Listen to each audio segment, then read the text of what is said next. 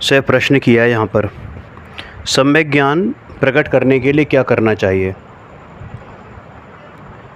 सम्यक ज्ञान प्रकट करने के लिए सबसे पहले तो चैतन्य सामान्य का निर्णय, क्या, चैतन्य सामान्य का निर्णय और चैतन्य सामान्य द्रव्य पर दृष्टि करनी चाहिए।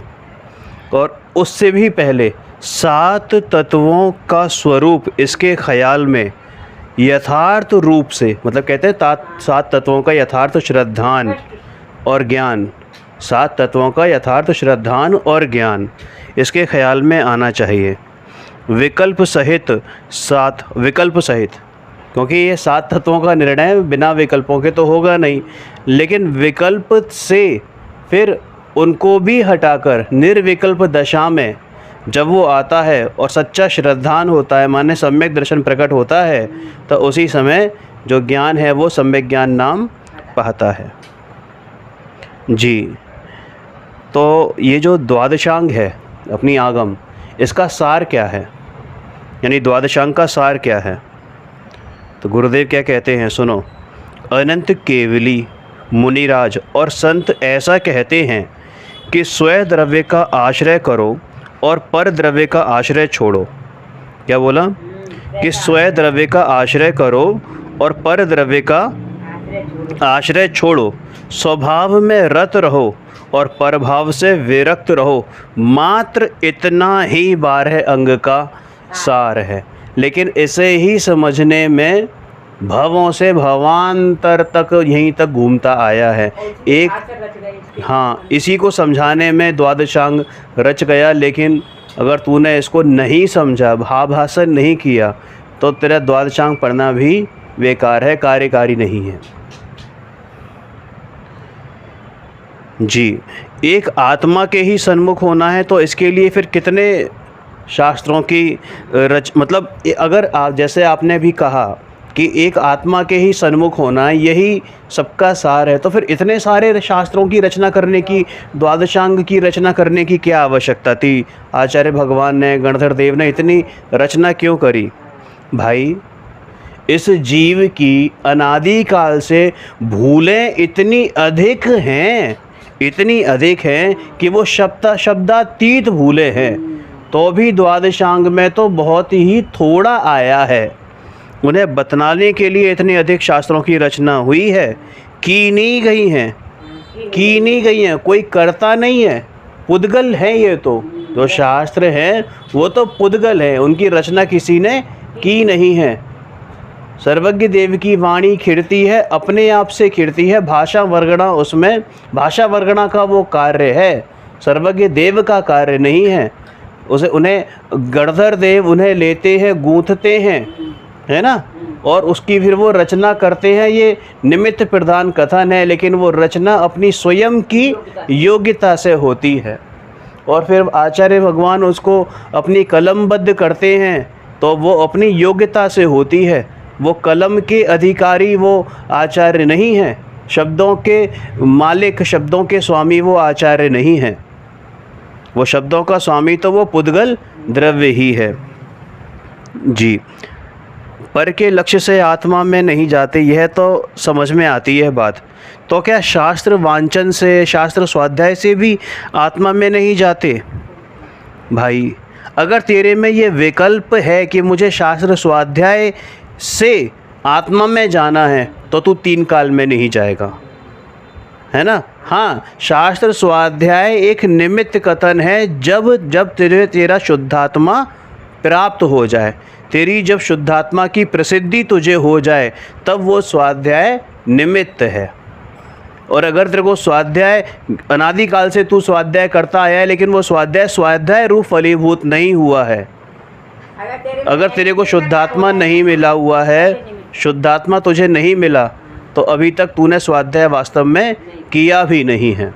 शास्त्रों पर दृष्टि रखेगा तो कभी शुद्धात्मा नहीं मिलेगा, शुद्धात्मा को दृष्टि में रखकर शास्त्र स्वाध्याय करेगा तो शुद्धात्मा ज़रूर मिलेगा। तो मतलब आप कहते हैं कि हमें शास्त्र नहीं वांचना चाहिए, तो मैंने ऐसा कब कहा कि शास्त्र नहीं वांचना चाहिए।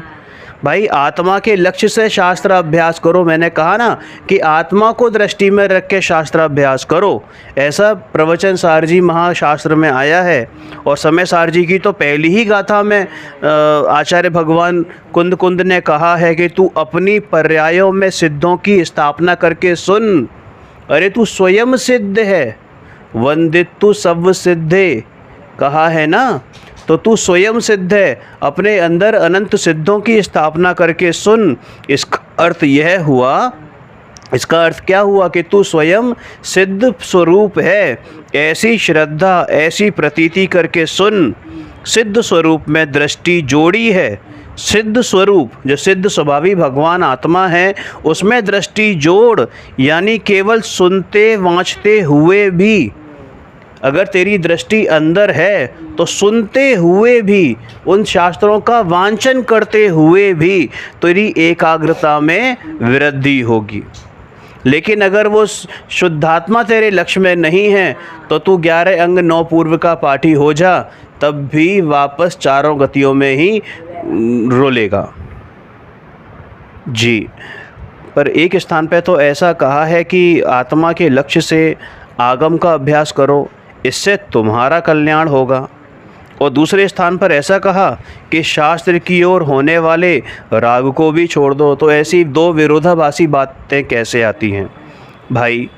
पर की तरफ का लक्ष्य बंध का कारण होने से, क्योंकि शास्त्र है तो है पर ही ना, तो पर की तरफ का जो लक्ष्य है वो बंध का कारण होने से शास्त्र की तरफ का राग छुड़ाया गया है। शास्त्र की तरफ का राग भी छुड़ाया गया है, क्योंकि जब तक ये प्रशस्त राग भी तेरे में रहेगा तुझे अनुभूति नहीं हो सकती।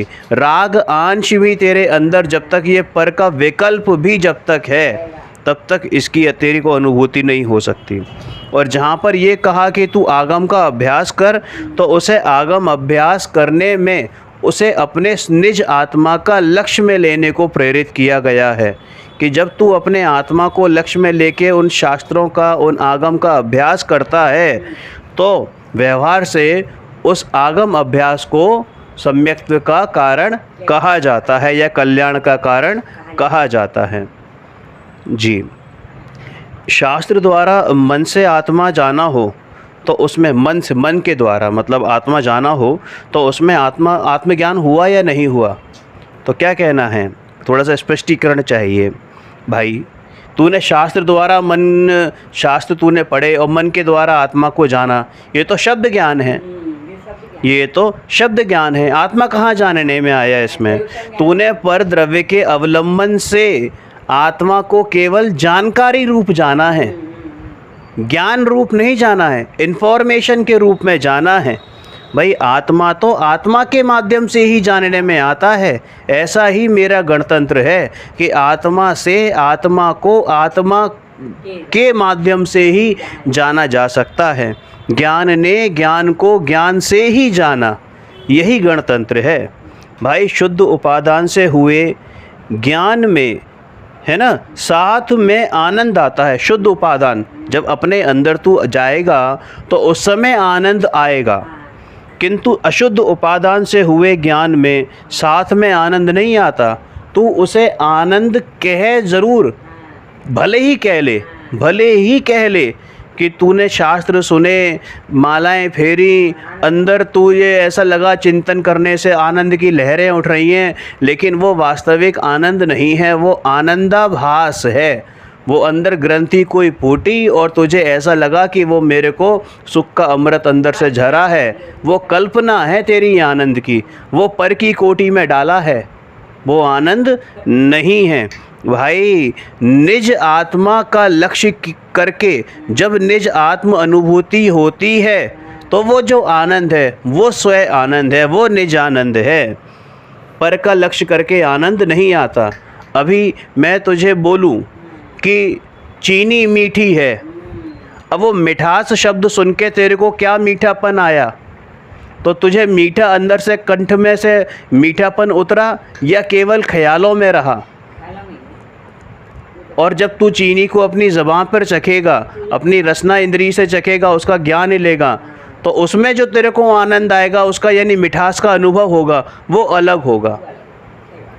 तूने वाच्य को केवल अपने उसमें समझ लिया, अपने ज्ञान की कल्पना में समझ लिया, तो उससे तेरे को आनंद आने वाला नहीं है। वास्तव में तो आनंद आनंद की ही चीज़ है, ज्ञान में से ही आनंद आता है। एक ही वस्तु में ज्ञान और आनंद है।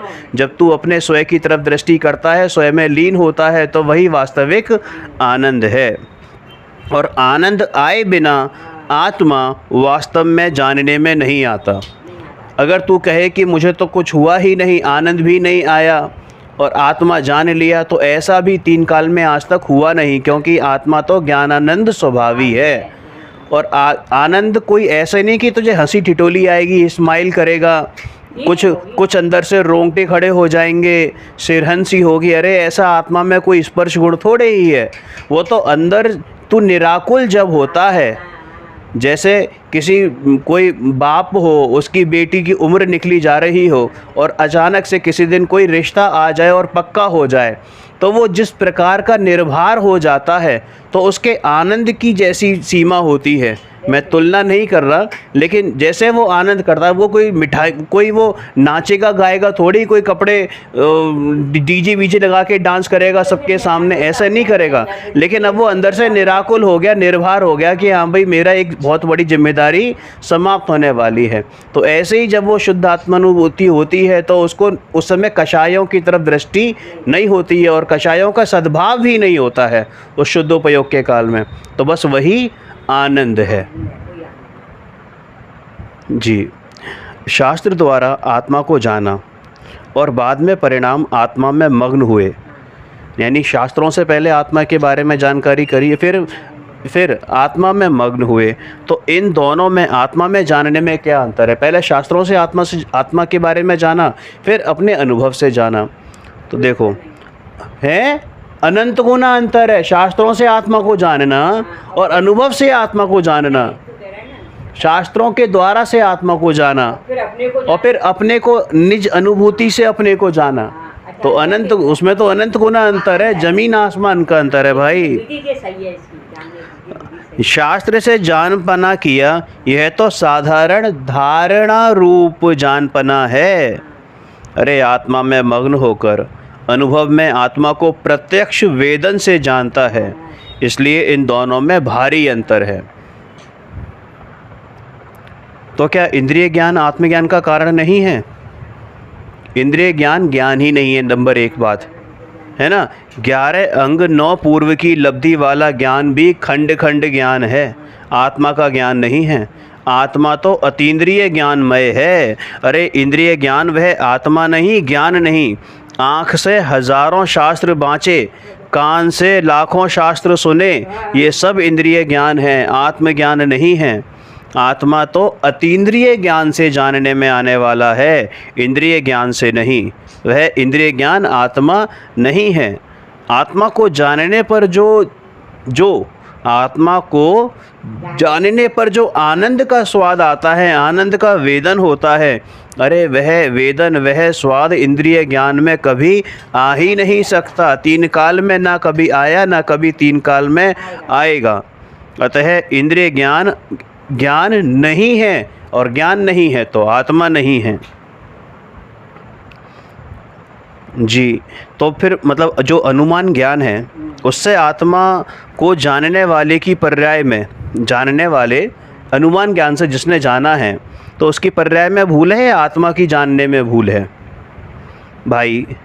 अनुमान ज्ञान वाले ने आत्मा को जाना नहीं, यथार्थ नहीं जाना है। अनुमान ज्ञान वाले ने आत्मा को यथार्थ नहीं जाना है, अतः आत्मा के जानने में भूल है।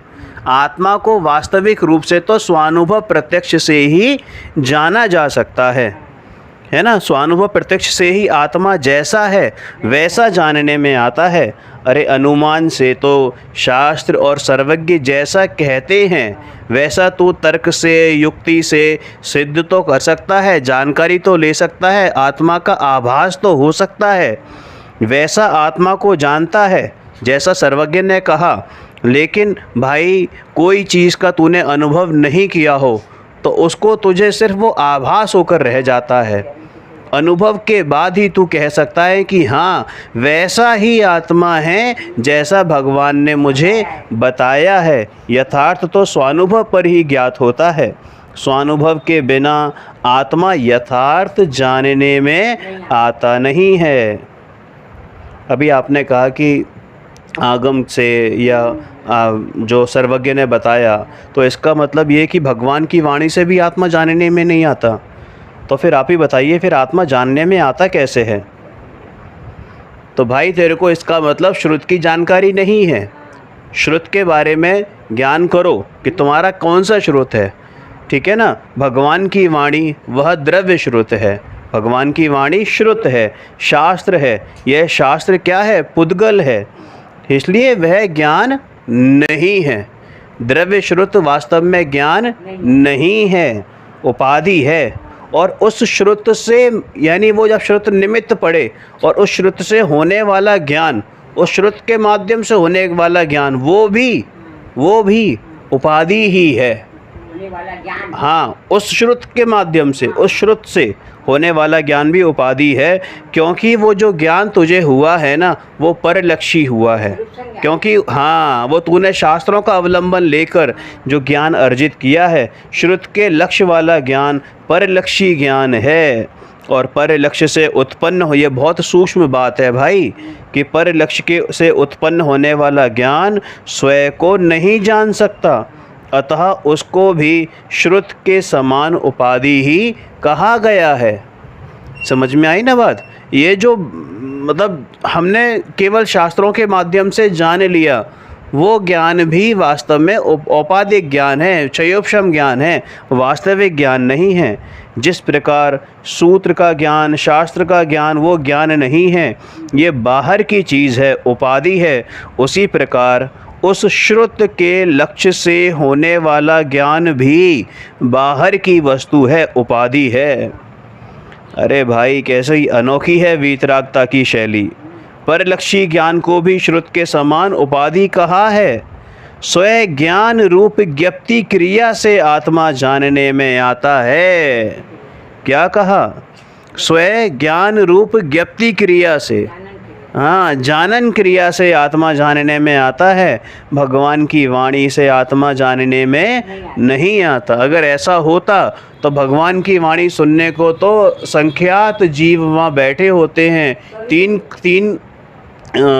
तीन काय के प्राणी वहाँ पर बैठे हुए हैं, 3 गति के प्राणी, तो सभी को सम्यक दर्शन हो जाना चाहिए था। लेकिन ऐसा तो होता नहीं है। वहाँ तो मारीच जैसे भी कई होते हैं, और कई ऐसे होते हैं जो सुनकर भी अनसुना कर देते हैं। अभव्य जीव भी सुन लेते हैं, तो वो सुनकर अनसुना कर देते हैं। तो इसलिए भगवान की वाणी से भाई, भगवान की वाणी से ज्ञान नहीं होता। ज्ञान तो निज ज्ञान से ही होता है। तो 11 अंग 9 पूर्व का जो ज्ञानी है वो पंच महाव्रत का पालन करे, और फिर भी मतलब ये बड़ी बात पल्ले नहीं पड़ती है कि 11 अंग 9 पूर्व पढ़ लिए, पंच महाव्रत का निरतिचार पालन कर रहा है, और फिर भी अभी तक उसे आत्मज्ञान नहीं हुआ है। तो क्या कारण हो सकता है इसके पीछे? क्या शेष रह गया अब भाई? एक अखंड ज्ञान, क्या? एक अखंड ज्ञान वो करना रह गया। 11 अंग 9 पूर्व पढ़ने के बाद, पंच महाव्रत पालन करने के बाद भी उसे भगवान आत्मा का अखंड ज्ञान करना शेष रह गया। 11 अंग का खंड खंड इंद्रिय जनित ज्ञान किया था। वह खंड खंड ज्ञान परवश होने पर, परलक्षी होने से दुख का कारण था।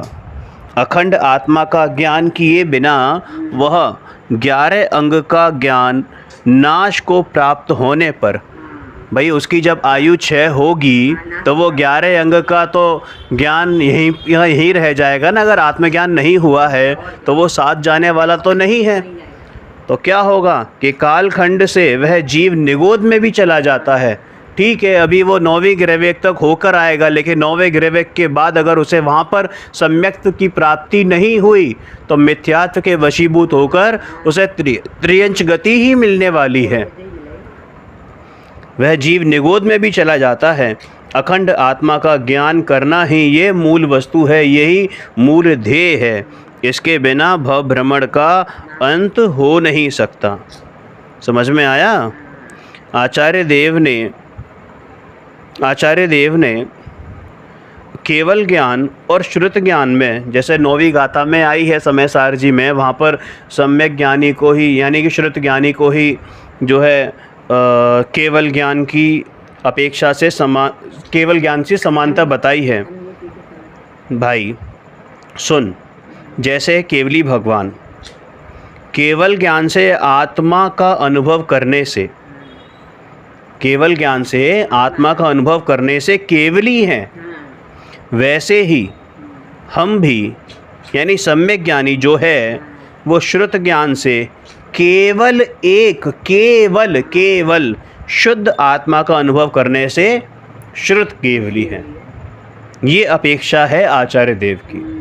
वो केवली हैं, वो केवल ज्ञान से अनुभव कर रहे हैं, और यहाँ जो श्रुत ज्ञानी है, जिसको सम्यक ज्ञानी है, वो अपने श्रुत ज्ञान से अनुभव कर रहा है, इसलिए उसको श्रुत केवली कहा है। केवल ज्ञान से कर रहे हैं, हाँ, सामान्य ज्ञान से। बिल्कुल। अब ज़्यादा जानकारी के चक्कर में मत पड़ो, ज़्यादा ऊहा पोह के चक्कर में कि वो केवली, कि हम श्रुत केवली कैसे, हमें क्यों कहा है। भाई विशेष जानने की आकांक्षा से, कि मैं क्षयोपशम ज्ञान को बढ़ाने की इच्छा से, इस अपेक्षा से कहा है कि तेरे को जितना ज्ञान प्राप्त है उतना ही पर्याप्त है। तेरा क्षयोपशम, तू संगी पंचेंद्रिय है ना, तो तेरा क्षयोपशम इतना है कि तुझे सही गलत का निर्णय हो सकता है, और तेरे को रुचि भी है क्योंकि तू सुनने बैठा है, तेरे को टाइम पास तो करने आया नहीं है, यहाँ मंद कषाई भी है कि तुझे यहाँ पर ऐसी ऐसी बातें को सुनने को मिल रही है, फिर भी तू अगर अभी तक टिका हुआ है तो भाई अपने ज्ञान को एकत्रित कर, फोकस कर, संकीर्ण कर, अपनी तरफ ले जा। सिर्फ यही बात कार्यकारी है। भाई स्वरूप निश्चलता ही रहते हैं। क्या स्वरूप, जो श्रुत केवली हैं वो अपने स्वरूप में निश्चल ही रहते हैं। देखो मुनि अपनी दशा की बात करते हैं कि केवली की तरह हम भी केवल शुद्ध आत्मा का अनुभव करने से श्रुत केवली हैं। और ये वचन किसके हैं? प्रवचन सार जी की 33 नंबर गाथा में है ना। आचार्य भगवान अमृतचंद्र ने स्वयं अपने मुख से, मुखारविंद से ये कहा कि हम भी श्रुत केवली हैं, क्योंकि हम श्रुत ज्ञान से अपने आत्मा का अनुभव कर रहे हैं, जैसे कि केवली भगवान अपने केवल ज्ञान से अपना आत्मा का अनुभव कर रहे हैं। भाई जैसे कोई अमृत कुंड को, अमृत के कुएं को कोई सूर्य के प्रकाश से देखे और कोई उसी को दीपक के प्रकाश से देखे, तो भाई दृष्टिगोचर वस्तु में तो कोई अंतर नहीं है ना। अमृत कुंड तो अमृत कुंड ही रहने वाला है, अमृत कुंड तो अमृत कुंड ही रहने वाला है। उसी प्रकार केवली तो केवल ज्ञान सूर्य से अमृत कुंभ भगवान आत्मा के दर्शन करते हैं, और श्रुत केवली दीपक समान श्रुत ज्ञान से अमृत कुंभ भगवान आत्मा का दर्शन करते हैं। हालांकि सूर्य और दीपक के प्रकाश में अंतर है, लेकिन फिर भी उनके द्वारा देखी गई वस्तु में कोई अंतर नहीं है। ऐसा कहकर वो केवली के साथ समानता कर रहे हैं। वो ज्ञान की समानता नहीं कर रहे हैं, वो वस्तु की अपेक्षा से जो उसकी दृष्टि में वस्तु है, श्रुत केवली की, श्रुत ज्ञानी की दृष्टि में जो वस्तु है और केवल ज्ञानी की दृष्टि में जो वस्तु है, जिसका अवलंबन उस श्रुत ज्ञानी ने लिया है, उसी का अवलंबन केवल ज्ञानी ने लिया है। तो भाई और अनुभव के काल में दोनों का आनंद समान है। इस अपेक्षा से भी दोनों को, मतलब उसको जो श्रुत ज्ञानी है, सामान्य श्रुत ज्ञानी जो है, उसको श्रुत केवली की संज्ञा दी गई है। इसलिए समानता बताते हैं केवली के साथ। भाई तेरे को ऊंचा उठने के लिए प्रेरित कर रहे हैं कि देख तेरे में कितनी सामर्थ्य है। अभी के अभी अगर उससे ये कह दिया जाए कि नहीं साहब केवल ज्ञान प्राप्त करना तो बहुत ही अशक्य है, बहुत कठिन है, तेरे बस की बात नहीं है, तुझे ये करना पड़ेगा, वो करना पड़ेगा, तो वो 3 काल में कभी नहीं कर पाएगा। भाई जैसी वस्तु है वैसा ही बताओ, वैसा ही स्वीकार करो, सहज पने से स्वीकार करो। ये सहज मार्ग है, खींचा तानी का मार्ग नहीं है। बहुत सुंदर। अब एक गुरुदेव थोड़ा सा ये आता है कि सूक्ष्म उपयोग के बारे में आप कई बार बताते हैं कि अपना उपयोग सूक्ष्म कर। तो ये सूक्ष्म उपयोग का क्या अर्थ है? बहुत सिंपल सी बात है। अपने अंदर आत्मा ये ध्रुव वस्तु पड़ी है, उसको पकड़ने वाला जो उपयोग है वो सूक्ष्म है। उसको पकड़ने वाला जो उपयोग है वो सूक्ष्म है। उस आत्मा को, उस ध्रुव वस्तु को पकड़ने वाला उपयोग वो सूक्ष्म है। जो पुण्य पाप के परिणामों में रुक जाए, अरे वह उपयोग तो स्थूल है। जैसे मंदिर के ऊपर शिखर होता है तो नीचे मोटा होता है, चौड़ाई बड़ी होती है, लेकिन जैसे जैसे ऊपर आता जाता है वो कोन की शेप में सिकुड़ता जाता है। तो बस ऐसे ही अपने उपयोग को फैला नहीं, सिकोड़, सिमटा, अपनी तरफ सिमटा, और फिर अपने में बस एक बिंदु कि कौन, कि बस मैं की है रूपी प्रतीति होनी चाहिए। बस वही उपयोग सूक्ष्म है। तो ये उपयोग फिर सूक्ष्म कैसे हो भाई? जो अंतर में जो आत्म वस्तु, अचिंत्य सामर्थ्य वाली वस्तु पड़ी है, अचिंत्य शक्ति स्वयमेव देवः। तो भाई तेरे अंदर जो अचिंत्य सामर्थ्य वाली शक्तिवान, शक्तिमान जो अंदर बैठा हुआ है, उसकी रुचि करे तो उपयोग सूक्ष्म होकर अंदर में झुकता है। जी, ये आपने ऊपर कहा कि ये क्षेपशम ज्ञान वगैरह सब धारणा में जाता है, तो क्या धारणा का विषय आत्मा नहीं है? भाई बाहर के उघाड़ में होने वाली धारणा का विषय आत्मा नहीं है। बाहर के उघाड़ में माने वो क्षेपशम ज्ञान रूपी जो है उसका धारणा का विषय आत्मा नहीं है, लेकिन सम्यक मति ज्ञान में आत्मा को जानकर जो धारणा हुई है ना, सम्यक मति ज्ञान में आत्मा को जानकर जो धारण हुई है उसका विषय आत्मा है। इस धारणा से इस ज्ञानी पुनः पुनः आत्मा का स्मरण करता है। मति ज्ञान के भेद है ना, मति स्मृति ही संज्ञा चिंता विनिबोध। तो ये सब क्या है?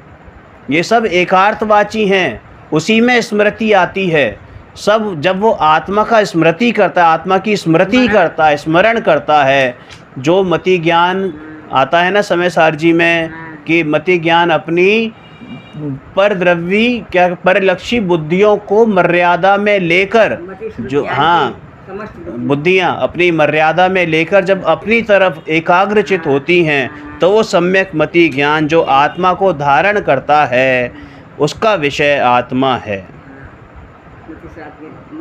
जी, अभी जैसे आपने एक चीज़ बोली कि आत्मा का स्मरण करता है, तो स्मरण होता है माने ये निर्विकल्प दशा है क्या? यही निर्विकल्प है, यही निर्विकल्पता है। हाँ, यही निर्विकल्पता है, स्मरण ही निर्विकल्पता है ना। विकल्प रूप स्मरण नहीं होना चाहिए, सहज भाव से स्मरण होना चाहिए, जैसे कि याद करना नहीं पड़े और भूले भी नहीं।